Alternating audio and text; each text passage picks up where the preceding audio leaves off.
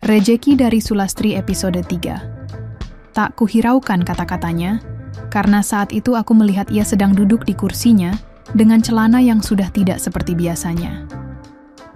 Aku segera saja mendekat menghampirinya. Aku tidak mau buang-buang waktuku agar tugas darinya lekas selesai. Tetapi entah kenapa dalam kesempatan itu aku juga terbawa suasana romantisnya. Pak Robi menarikku agar bangkit. Aku pun segera bangkit karena saat itu gelorah jiwaku sudah timbul. Dan itu cukup mampu membuatku lupa akan di mana aku sekarang dan dengan siapa. Yang aku kejar saat itu hanya satu tujuan. Jangan sampai hanya Pak Robi saja yang merasa senang, aku juga mau. Ketika suasana saat itu akan membawaku ke puncaknya, Pak Robi juga rupanya merasakan hal yang sama. Dan secara barengan kami pun sudah tiba di puncak tertinggi. Lemas, lelah, dan lega sekali rasanya di saat itu. Namun sebelum lanjut ceritanya, bagi teman-teman yang belum tekan tombol subrek, silahkan tekan tombol subrek terlebih dahulu. Kalau sudah subrek, langsung aja kita gas. Berikut cerita lengkapnya. Tombol. Telepon menyala di mejaku dari kode nomornya aku tahu itu dari Pak Robi. Mau apa lagi sih orang satu ini, pikirku? Ya ada apa, Pak? Jawabku. Segera ke ruanganku, katanya. Aku masih banyak pekerjaan, Pak, kataku sambil mengarahkan pandanganku dan juga menunjukkan tumpukan file ke arah kamera CCTV yang memang sengaja dipasang Pak Robi untuk mengawasiku. Sudah lakukan saja, atau kau ingin kehilangan pekerjaan? Katanya, di ujung telepon dan langsung menutup telepon. Semakin gila saja orang ini, namun aku sudah terlanjur jauh melangkah. Kuturuti maunya. Ruang kerja kami satu lantai, aku hanya perlu melewati lorong hotel yang biasanya juga sepi. Dengan perasaan berdebar, aku keluar dari ruanganku dengan mengikuti sesuai instruksi dari Pak Robi. Untunglah lorong ini sepi. Segera aku berjalan dan, baru beberapa langkah, pintu salah satu ruangan terbuka. Seorang cleaning service keluar dari ruangan itu, dan tak ada waktu bagiku untuk sembunyi. Kondisiku saat itu pun langsung jadi santapan matanya. Untuk sesaat kami sama-sama terpaku dalam kegugupan. Ting, suara dari pintu lift di ujung lorong di belakangku menyadarkan keterpakuan kami.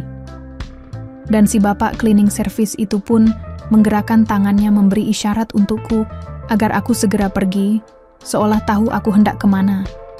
Kuanggukan kepala sebagai ucapan terima kasihku ketika tepat melintas di sampingnya. Dan aku setengah berlari menuju ruang Pak Robi sebelum pintu lift itu terbuka. Lama sekali kamu Sulastri, mulai belajar membangkang ya. Suara Pak Robi begitu aku masuk. Tak kuhiraukan kata-katanya, karena saat itu, aku melihat ia sedang duduk di kursinya, dengan celana yang sudah tidak seperti biasanya. Aku segera saja mendekat menghampirinya. Aku tidak mau buang-buang waktuku agar tugas darinya lekas selesai. Tetapi entah kenapa, dalam kesempatan itu aku juga terbawa suasana romantisnya. Pak Robi menarikku agar bangkit, aku pun segera bangkit, karena saat itu gelorah jiwaku sudah timbul, dan itu cukup mampu membuatku lupa akan di mana aku sekarang dan dengan siapa. Yang aku kejar saat itu hanya satu tujuan, jangan sampai hanya Pak Robi saja yang merasa senang. Aku juga mau. Ketika suasana saat itu akan membawaku ke puncaknya, Pak Robi juga rupanya merasakan hal yang sama. Dan secara barengan kami pun sudah tiba di puncak tertinggi, lemas, lelah dan lega sekali rasanya di saat itu. Aku terdiam di atas meja sementara Pak Robi duduk di kursinya sambil tersenyum penuh kemenangan. Aku sadar tak bisa selamanya hidup sebagai simpanan Pak Robi, aku harus bisa keluar dari semua ini. Setelah aku masuk ruanganku kembali, tiba-tiba terdengarlah, "Permisi Bu." Suara seorang pria membuyarkan lamunanku. Iya. Aku menjawab sambil melihat ke arah sumber suara itu. Ternyata cleaning service yang pernah memergoki aku di lorong. Saya mau ambil sampah, Bu, katanya. Ya silahkan, izinku. Sudah Bu, permisi, pamit pria setengah baya itu. Tunggu sebentar, Pak, kataku menahan kepergiannya. Duduk dulu, sambil kutunjuk kursi di depanku. Dan tanpa banyak bicara dia pun duduk. Soal kejadian waktu itu, saya mohon Bapak untuk merahasiakannya. Mohonku. Iya Bu, saya mengerti. Saya sudah 10 tahun kerja di sini. Saya tahu gimana kelakuan. Pak Robi, jawabnya. Aku sedikit penasaran dari jawabannya ini, dan akhirnya dari pria bernama Pak Kirman ini, aku tahu kalau aku bukanlah pegawai perempuan pertama yang jadi korban kekuasaan Pak Robi. Jika ada pegawai yang disuka, maka ia akan memberikan jabatan yang bagus dan juga memindahkan ruang kantornya di lantai dengan ruangannya. Akhirnya ini juga menjawab kebingunganku selama ini. Kenapa di lantai ini hanya ada ruanganku dan ruangan Pak Robi? Suatu hari aku sedikit terlambat datang karena terjebak macet. Bu Astri ada tamu di ruangan ibu, kata Ina, resepsionis di hotel ini. Siapa? Tanyaku. Pak Nugraha, Bu, jawabnya. Apa pemilik hotel ini? Tanyaku memastikan dan dijawab dengan anggukan dari Ina. Aku segera bergegas menuju ruanganku.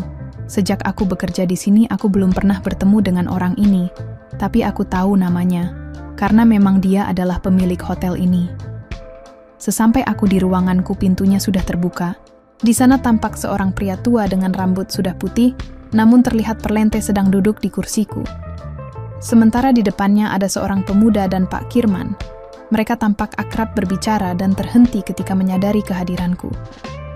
Permisi, sapaku. Nah, ini Ibu Astrinya, Pak. Pak Kirman mengenalkan aku pada pemilik hotel. Oh, ini toh orangnya, Pak Nugraha berkata dengan logat Jawanya. Ayo, silahkan duduk, kata Pak Nugraha menyadari kebingunganku. Aku duduk di kursi yang tadi diduduki oleh Pak Kirman. Setelah Pak Kirman memohon diri pergi, Pak Nugraha kembali berkata, Astri tahu siapa saya. Tidak apa-apa kan saya panggil Astri? Tanyanya sopan. Lia, Pak, jawabku singkat. Oke, langsung saja. Ini anak saya, Andrew, dan mulai sekarang dia yang akan menggantikan posisi Pak Robi. Kata-kata Pak Nugraha sungguh mengejutkanku. Apakah doaku untuk lepas dari Pak Robi dikabulkan? Tuhan, karena cuman kamu yang ada satu lantai dengannya. Jadi saya harap untuk sementara kamu dapat membantunya, ucapnya. Baik, Pak, jawabku tegas.